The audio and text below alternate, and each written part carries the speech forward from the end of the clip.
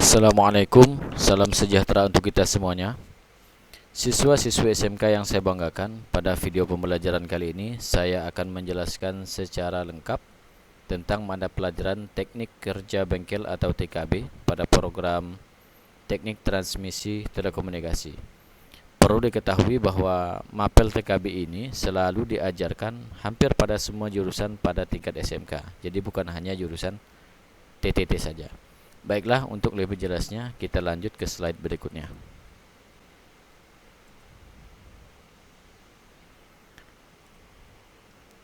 Pada pertemuan pertama ini kita akan membahas tentang sistem pengelolaan alat dan peralatan, atau dalam bahasa Inggris Tool and Equipment Management, dan kebutuhan bahan praktek sebagai database aset di laboratorium. Sebelum kita lanjut ke slide berikutnya, saya akan menjelaskan kata per kata dalam kalimat ini agar kalian tidak bingung nanti ketika mendapati kalimat ini pada slide berikutnya. Yang pertama adalah tool atau alat. Alat artinya suatu benda yang dipakai untuk mengerjakan sesuatu. Nah, misalnya alat potong. Contohnya ini alat potong. Contoh alat potong apa? Bisa gunting, bisa pisau, bisa apa lagi? Gergaji dan lain sebagainya. Terus kalau alat pengukir bisa pahat. Nah, apalagi? Pahat itu kan banyak jenisnya. Pahat yang kecil, yang tebal, pahat untuk mengukir dan lain sebagainya. Dan seterusnya. Kemudian ada equipment atau peralatan. Peralatan yang bersama dengan tool ataupun alat, perlengkapan, tambahannya. Kemudian ada manajemen. Manajemen artinya mengelola. Jadi mengelola peralatan bengkel. Kemudian di situ ada tulisan database aset. Database adalah kumpulan data yang terorganisir, yang umumnya disimpan dan diakses secara elektronik di suatu sistem komputer. Jadi sebenarnya database ini bisa kita lakukan menggunakan sistem manual, artinya menggunakan catatan tangan, bisa juga menggunakan komputerisasi. Tapi alangkah baiknya jika laboratorium sekarang menggunakan komputerisasi karena lebih cepat, lebih lengkap dan lebih baik daripada yang manual. Kemudian ada kalimat aset. Ada kata aset. Aset di dalam bahasa Indonesia diterjemahkan dengan sesuatu yang memiliki nilai atau berharga. Contohnya, kalau di dalam laboratorium komputer, apa sih yang berharga? Kalau laboratorium komputer berarti kan komputer. Komputer itu mahal. Bisa sampai 2, 3 juta, 4 juta, 5 juta. Itu disebut dengan aset. Kemudian selain komputer apa? Bisa jadi lampu, bisa jadi printer dan lain sebagainya. Itu semuanya disebut dengan aset.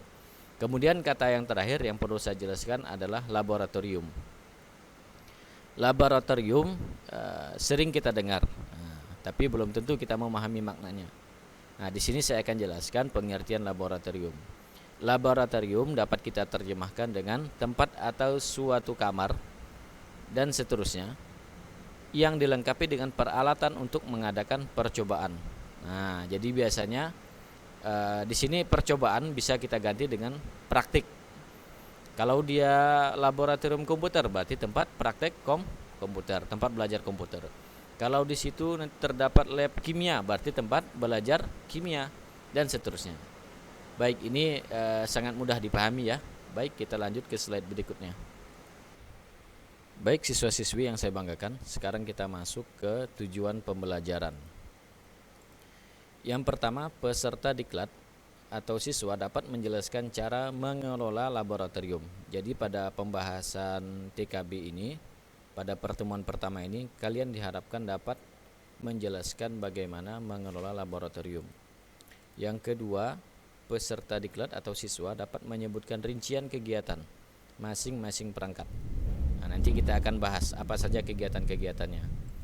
Kemudian yang ketiga, peserta ataupun siswa dapat menjelaskan cara penanganan kebakaran.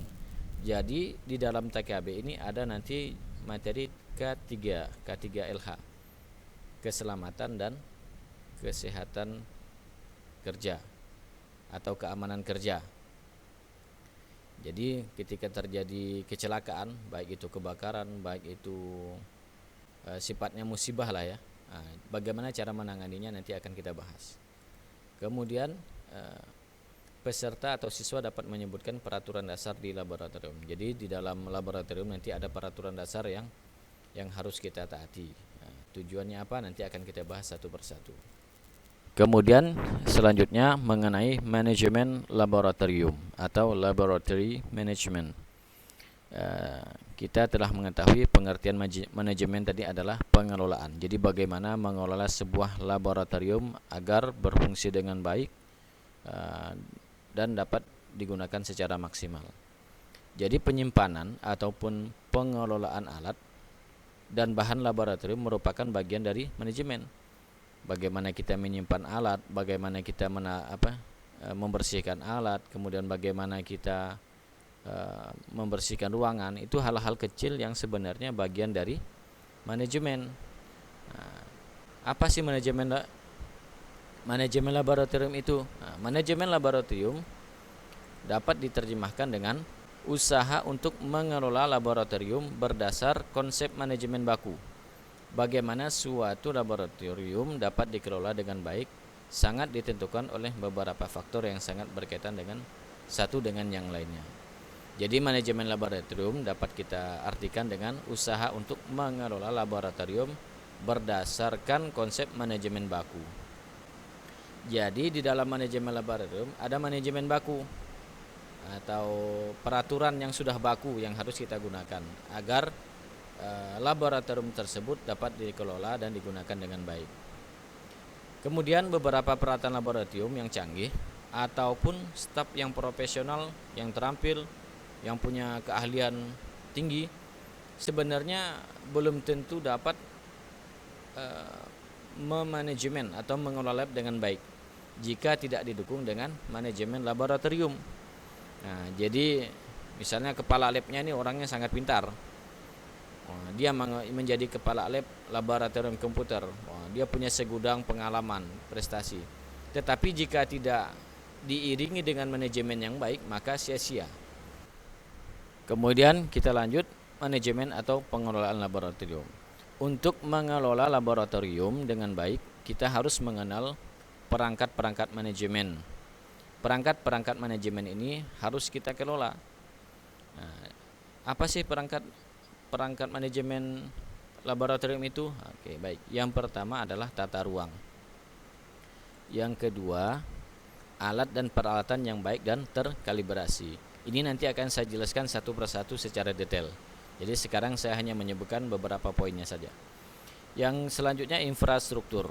Kemudian administrasi laboratorium, terus organisasi laboratorium, fasilitas pendanaan, inventarisasi dan keamanan, pengamanan laboratorium, disiplin yang tinggi, keterampilan SDM, peraturan dasar, kemudian penanganan masalah umum, jenis-jenis pekerjaan, dan seterusnya. Oke, maaf.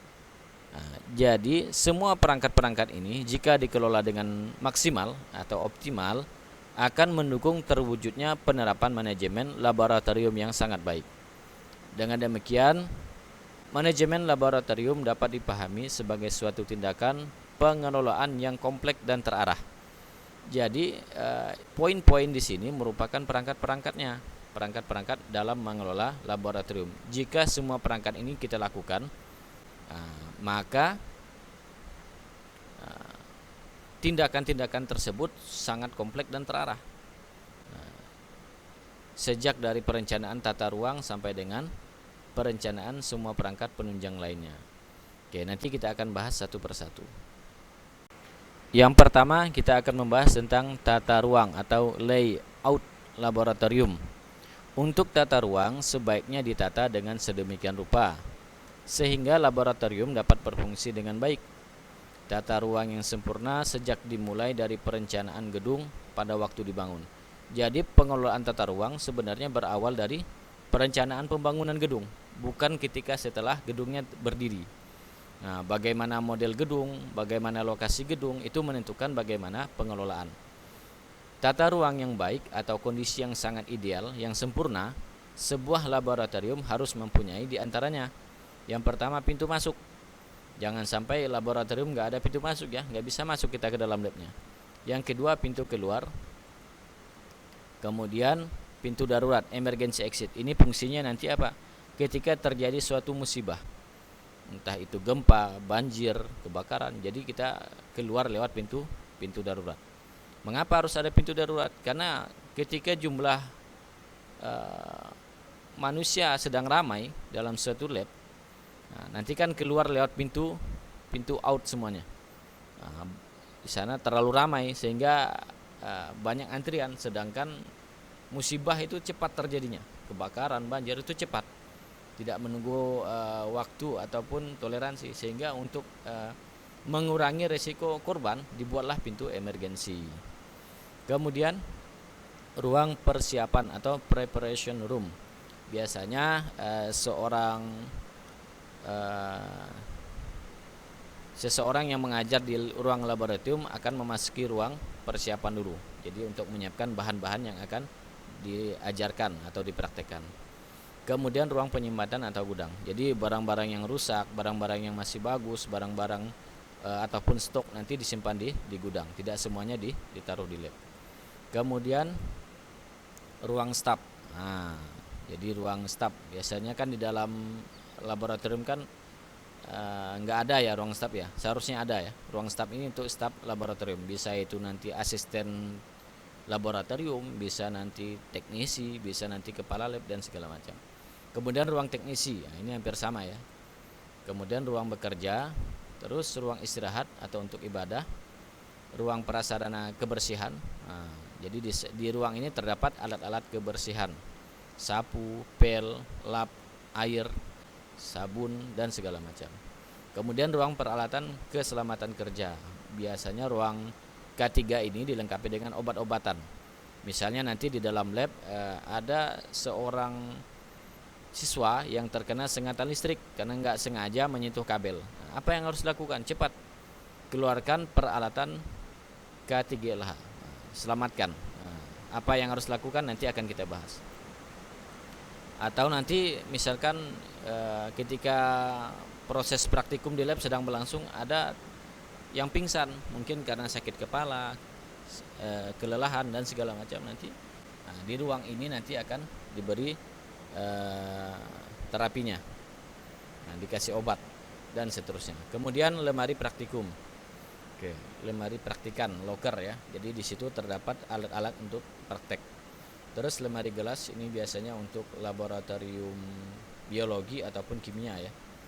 Lemari optik, ini bisa untuk lemari komputer, lemari optik untuk alat-alat yang berbahan jenis kaca. Pintu jendela berkasa agar serangga dan burung tidak dapat masuk. Ini jadi memang harus tertutup rapat ya. Terus fans atau kipas angin, ruang ber-AC dan seterusnya. Kemudian kita lanjut alat yang baik dan terkalibrasi. Jadi selain tata ruang, ada juga poin selanjutnya yaitu alat yang baik dan terkalibrasi. Pengenalan terhadap peralatan laboratorium merupakan kewajiban bagi setiap petugas laboratorium, terutama mereka yang akan mengoperasikan peralatan tersebut. Jadi jangan sampai orang yang ingin mengoperasikannya tidak tahu, bisa berbahaya, salah menggunakan. Kemudian setiap alat yang akan dioperasikan atau digunakan itu harus dalam benar-benar kondisinya bagaimana. Yang pertama adalah siap pakai, ready for use. Jadi jangan sampai sudah mau praktikum masih menyiapkan alat, seharusnya sudah tinggal pakai ya. Kemudian bersih, terkalibrasi. Ini terkalibrasi maksudnya secara sederhana saya terjemahkan. Misalnya ada sebuah timbangan. Sebuah timbangan ini harus kita kalibrasi. Bagaimana proses kalibrasi? Pastikan bahwa jarumnya pada posisi 0. Itulah kalibrasi. Sehingga ketika kita menimbang, satuan angka yang kita timbang hasilnya benar-benar jujur, tidak lebih apalagi kurang. Itu kalibrasi. Jadi memposisikan suatu alat ukur pada posisi yang normal. Kemudian kita lanjut, tidak rusak.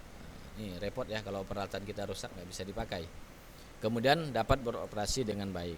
Kemudian satu lagi yang lupa saya sisipkan di slide ini, yaitu buku petunjuk pengoperasian. Jadi seharusnya sebuah lab yang baik, penggunaan alat-alat peralatan praktikum itu harus ada buku panduan, sehingga ketika kita lupa menggunakan, karena kan barang-barang alat-alat praktek itu kan banyak.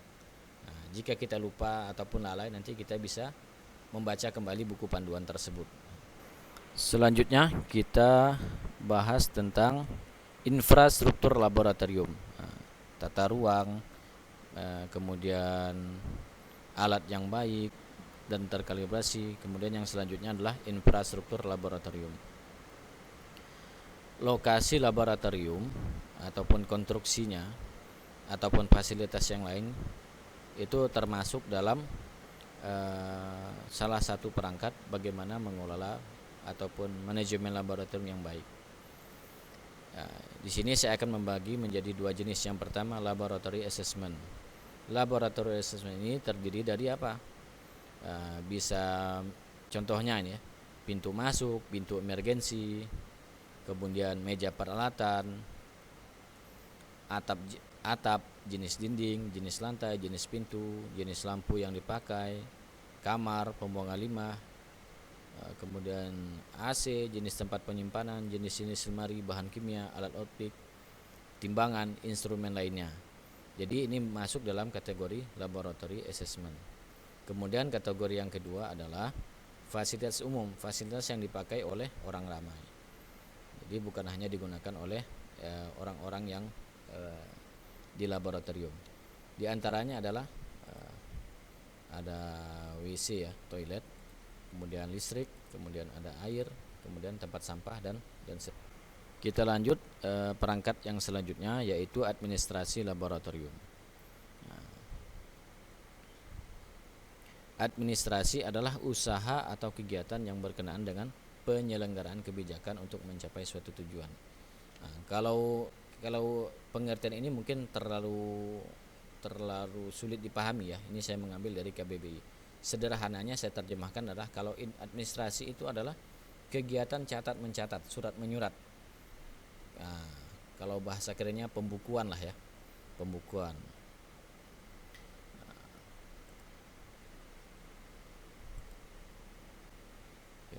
Jadi kegiatan inventarisasi ini, pertama inventarisasi peralatan laboratorium yang ada. Jadi di dalam laboratorium itu apa aja sih yang harus dicatat? Jumlah komputer berapa, jumlah layar komputer, jumlah mouse, keyboard, jumlah kursi, meja dan seterusnya. Itu dicatat untuk pembukaan sehingga kita tahu berapa jumlah yang ada di dalam laboratorium. Kemudian daftar kebutuhan alat baru. Nah, laboratorium ini perlu apa sih untuk praktek? Nah, itu bisa dicatat. Alat tambahan, alat-alat yang rusak atau alat-alat yang dipinjam atau harus dikembalikan. Kemudian keluar masuk surat menyurat. Pada hari ini siapa yang memakai lab? Nah, nanti harus ada surat peminjaman. Kemudian siapa yang meminjam, siapa yang menggunakan, siapa yang mengganti karena hilang dan seterusnya, itu harus tercatat. Kemudian daftar pemakai laboratorium. Jadi dibuat jadwal hari ini siapa, jam 9 sampai jam 10 nanti kelas berapa, itu dibuat. Jadi bagian dari administrasi. Daftar inventarisasi bahan-bahan. Oke. Daftar penerimaan barang serta daftar pembelian barang. Oke. Semakin lengkap ini semakin bagus. Kemudian daftar inventaris alat-alat meuler, kursi, meja, bangku dan seterusnya. Kemudian sistem evaluasi dan pelaporan. Oke, kita lanjut. Baik, kita lanjut ke perangkat manajemen laboratorium yang selanjutnya, yaitu inventarisasi dan keamanan laboratorium. Apa itu inventarisasi? Nah, inventarisasi dapat kita artikan dengan pencatatan atau pendaftaran barang-barang milik kantor. Jadi apa saja barang-barang milik kantor, nah, kita catat. Yang kedua, memuat sumbernya, dari mana asal barang tersebut. apakah itu dari pemberian bentuknya hibah, dropping dari proyek, dana masyarakat, ataupun komite sekolah, dan seterusnya. Itu ya inventarisasi, jadi pencatatan barang-barang milik kantor, jadi barang-barang berharga ya. Kemudian yang kedua adalah keamanan. Apakah peralatan tersebut tetap ada di laboratorium, atau ada yang meminjamnya, atau hilang, atau dicuri, atau pindah tempat, atau rusak, atau sedang diperbaiki tetapi belum dilaporkan keadaan sebenarnya. Jadi dua faktor ini, inventarisasi dan keamanan ini, masuk dalam kategori inventarisasi dan keamanan laboratorium. Kemudian kita lanjut ke slide berikutnya. Tujuan yang akan dicapai dari inventarisasi dan keamanan. Jadi dari dua poin di atas saya akan jelaskan tujuannya. Yang pertama, mencegah terjadinya kehilangan barang-barang ataupun penyalahgunaan. Jadi dengan pencatatan yang detail, kita akan mengetahui kemana barang tersebut jika hilang, ataupun jika rusak, siapa yang menggunakan, apa penyebab, dan seterusnya. Yang kedua, mengurangi biaya operasional. Jelas ya. Kemudian meningkatkan proses pekerjaan dan hasilnya, meningkatkan kualitas pekerjaan, mengurangi risiko kehilangan. Jadi nggak bisa sembarangan ya orang minjam, harus menggunakan surat. Jadi susah mau hilang itu barang-barang. Kemudian mencegah pemakaian berlebihan. Oke, ini sangat mudah dipahami ya tujuan dari inventaris. Jadi semua perangkat ini memiliki tujuan yang jelas. Kemudian meningkatkan kerjasama. Terus kita lanjut ke penggunaan laboratorium.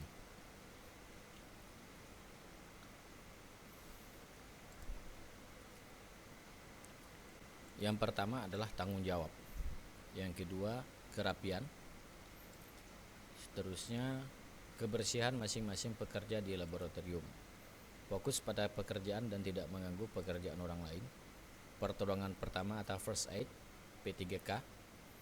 Pertolongan pertama pada kecelakaan, pada korban kecelakaan. Kemudian pakaian, berlari di laboratorium, dan alat-alat. Oke, jadi pimpinan pengelola laboratorium, baik itu termasuk guru-guru, pengguna lab, teknisi, semuanya bertanggung jawab penuh terhadap penggunaan alat-alat yang ada di laboratorium. Kemudian kerapian ini sangat menunjang kenyamanan kita dalam belajar di laboratorium. Kebersihan juga.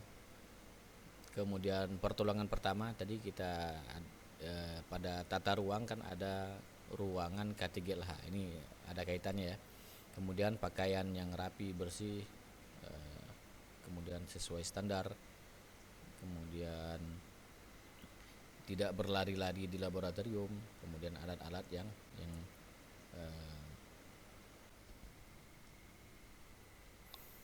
baik, kita lanjut ke perangkat manajemen laboratorium selanjutnya, yaitu penggunaan laboratorium.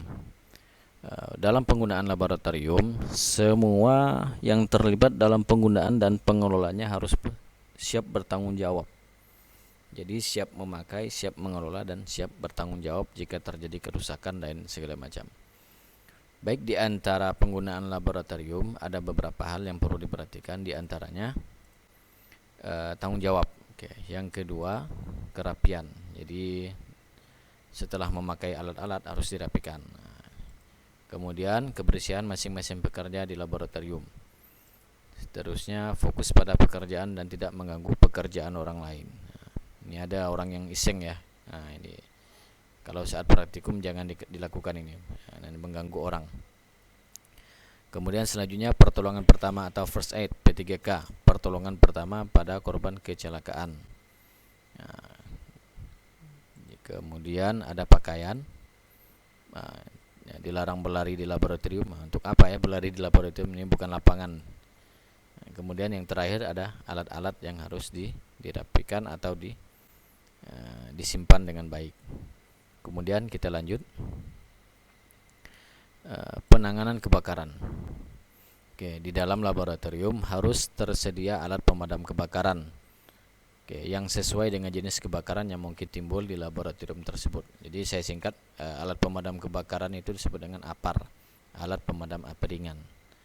Oke, ini ada tabel tentang kelas kebakaran dan bahan yang mudah terbakar.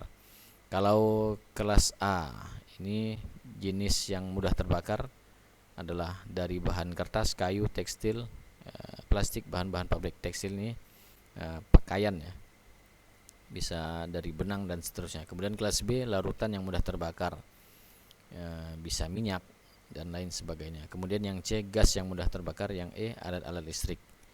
Kemudian tabel berikutnya tentang tipe dan warna tabung. Untuk air, warna tabungnya merah, busa, foam, warna krim, dan seterusnya. Oke, ada hal yang perlu diperhatikan dalam penanganan kebakaran, bahwa nyawa kita lebih berharga dari peralatan atau bangunan yang ada. Jadi ketika terjadi kebakaran, hal yang pertama harus diselamatkan adalah nyawa manusia, kita sendiri dan orang lain, bukan peralatan-peralatan ataupun gedung. Jadi selamatkan dulu orangnya, baru kita menyelamatkan yang lain. Baik, ini saya kira mudah dipahami. Kita lanjut. Selanjutnya adalah organisasi laboratorium. Oke. Di dalam organisasi laboratorium haruslah menyediakan atau dibentuk struktur organisasi. Siapa kepala lab, siapa penanggung jawab, siapa teknisi, siapa staf kebersihan, siapa staf peralatan, dan seterusnya. Jadi dengan ditunjuknya orang-orang tersebut sesuai dengan kerjanya masing-masing akan lebih mudah dan lebih fokus. Kemudian deskripsi pekerjaan, ada desk job ya, description of job. Jadi kalau kepala lab, apa sih pekerjaannya? Teknisi lab, apa sih pekerjaannya? Dengan adanya deskripsi pekerjaan akan lebih mengarahkan orang untuk bekerja sesuai dengan pekerjaannya masing-masing, tidak melanggar, tidak mengganggu orang, dan tidak melalaikan. Kemudian susunan personel yang mengelola laboratorium. Jadi orang-orang yang mengelola laboratorium tersebut. Kemudian kita lanjut, fasilitas pendanaan. Ya, ini berkaitan dengan dana, ini memang agak sensitif ya, tapi nggak apa-apa. Ini semua pekerjaan memang membutuhkan dana. Oke, yang pertama dana dari pemerintah. Jadi fasilitas pendanaan laboratorium itu bisa berasal dari dana pemerintah. Yang kedua, dana dari masyarakat, biasanya lewat komite ya, SPP dan segala macam. Kemudian bantuan proyek bisa dari anggota dewan, bisa dari perusahaan, dan seterusnya. Kemudian dari sumber yang lain. Jadi selain dari 3 poin di atas, ada sumber-sumber yang lain yang bisa dijadikan pendanaan untuk laboratorium sekolah. Kemudian kita lanjut ke perangkat manajemen laboratorium, yaitu disiplin yang tinggi. Siswa-siswi yang saya banggakan, dalam mengelola suatu hal, memang sikap disiplin ini sangat diperlukan. Jadi disiplin yang tinggi dari pengelola laboratorium, baik itu teknisi, laboran, kepala lab, staf, dan lain seterusnya, itu merupakan pendukung, faktor-faktor pendukung terwujudnya efisiensi kerja yang tinggi. Jadi lebih kerja sedikit tapi hasil banyak. Nah, itu efisiensi. Nah, yang kedua, kedisiplinan sangat dipengaruhi oleh pola kebiasaan dan perilaku dari manusia sendiri. Jadi hal-hal kecil yang tidak bermanfaat jika dibiasakan akan menjadi pola sikap. Nah, kalau sudah menjadi pola akan menjadi kebiasaan, habit. Kalau sudah menjadi kebiasaan maka sulit untuk dirubah. Jadi biasakanlah kedisiplinan agar kedisiplinan itu menjadi hal yang terbiasa. Nah, kemudian yang ketiga, kerjasama pengelola lab dengan unsur pimpinan sekolah yang menangani sarana dan prasarana sekolah. Jadi untuk mewujudkan manajemen laboratorium yang baik, memang diperlukan kerjasama dari semua unsur pimpinan dalam sekolah. Kemudian keterampilan. Keterampilan para tenaga laboran atau teknisi harus selalu ditingkatkan kualitasnya. Jadi kepala lab, teknisi, staf itu memang harus ditingkatkan kemampuannya. Bagaimana cara meningkatkan kemampuan mereka? Cara yang paling sering adalah yang paling mudah adalah mengikuti pendidikan keterampilan khusus, baik itu pelatihan, penataran, workshop, magang, dan seterusnya. Jadi bukan hanya siswa yang belajar, jadi para laboran, teknisi, dan lain seterusnya harus juga belajar. Karena yang namanya teknologi itu kan berkembang. Jadi untuk mengoperasikan alat-alat yang baru memang dibutuhkan pelatihan-pelatihan khusus. Kemudian selanjutnya peraturan dasar laboratorium. Yang pertama, dilarang makan dan minum di dalam laboratorium. Ya, karena laboratorium tempat belajar ya, bukan tempat makan. Kalau mau makan ya di kantin. Kemudian dilarang merokok karena mengandung potensi bahaya seperti pertama, kontaminasi melalui tangan. Nah, bisa menyebar melalui tangan. Kedua, ada api, uap gas yang bocor dan mudah terbakar. Yang ketiga, uap gas beracun akan terhisap melalui pernapasan. Jadi di sini poin yang saya tekankan adalah nomor 2. Ketika seseorang merokok, maka ada api yang menyala di rokok tersebut. Sesungguhnya sumber dari kebakaran adalah ada 3 elemen. Yang pertama ada unsur panas, yang kedua ada oksigen, yang ketiga ada bahan yang mudah terbakar. Api dan udara di dalam laboratorium itu kan 2 elemen yang sudah terpenuhi. Sehingga jika menyentuh barang-barang yang mudah terbakar di dalam laboratorium, maka akan terjadi kebakaran. Jadi sebaiknya, kalau bisa jangan ya, semua orang yang menggunakan laboratorium, baik itu pengelola ataupun pengguna, janganlah merokok di dalam laboratorium. Kemudian kita lanjut, peraturannya selanjutnya, dilarang meludah akan menyebabkan terjadinya kontaminasi. Wah, ini sikap yang kurang baik ya, masa meludah di dalam laboratorium kan. Kemudian dilarang berlari, terutama bila ada bahaya kebakaran, gempa dan sebagainya. Jadi harus tetap berjalan saja. Ini maksudnya kondisional ya. Jika terjadi musibah, jangan terlalu panik. Jadi harus tenang dan menyesuaikan. Kalau memang harus lari untuk menyelamatkan ya lari, jangan berjalan. Kalau memang harus santai ya santai, menyesuaikan saja.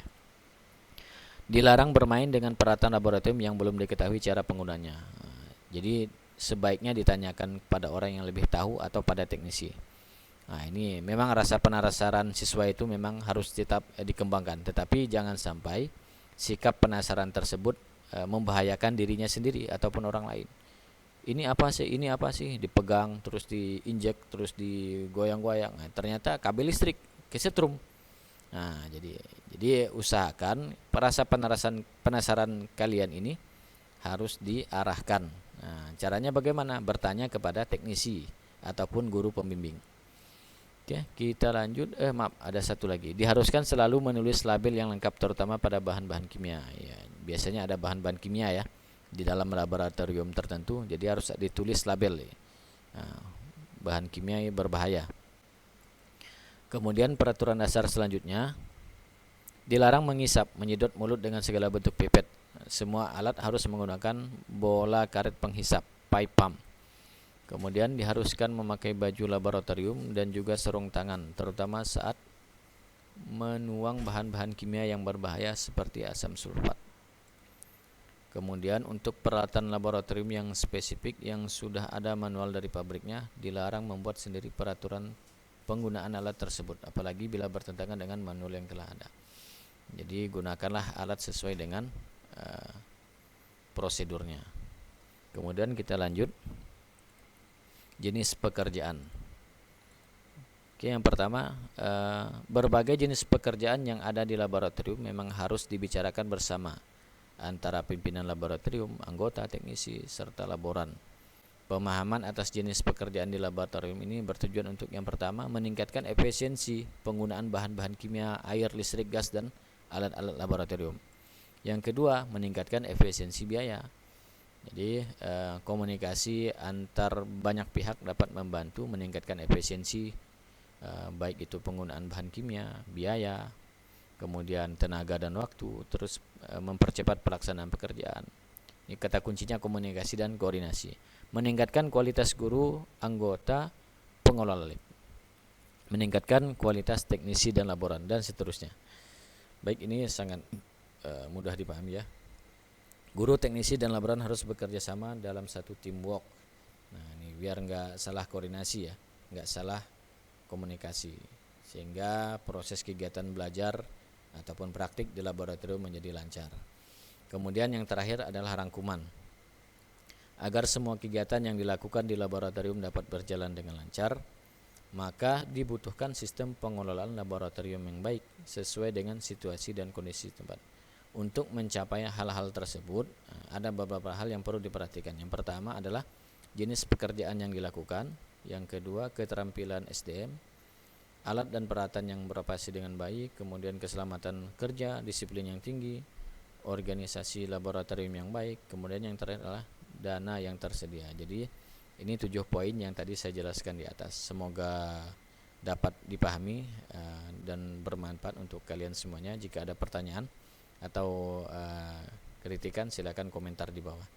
Saya kira cukup sekian. Terima kasih. Assalamualaikum warahmatullahi wabarakatuh.